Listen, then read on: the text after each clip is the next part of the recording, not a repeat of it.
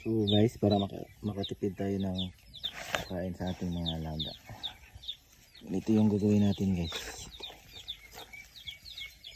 Tungtong. Tagtarin natin hanggang sa mapino.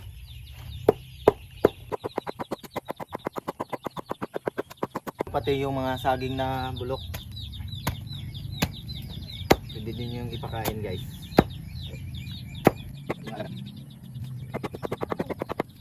Ito na yung ginahit natin kanina guys na kangkong, saka yung saging na hinog, saka pollard or darag.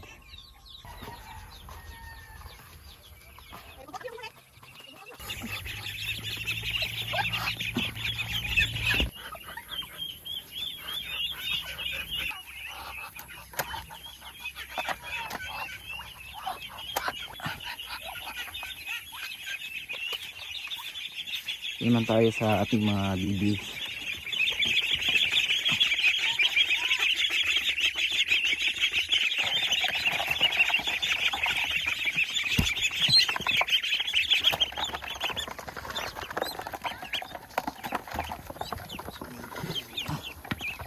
Sa 28 piraso lang to sila guys.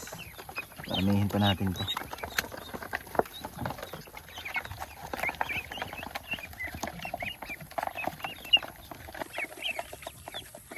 Yan yung kangkong guys. Parang nilalang. Yan yung manok natin guys.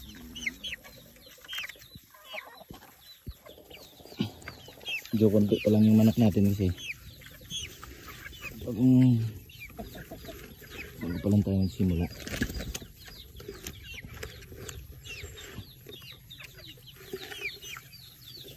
Ito lang yung manok natin guys. Sa apat na inahin pa. Ano pa isa?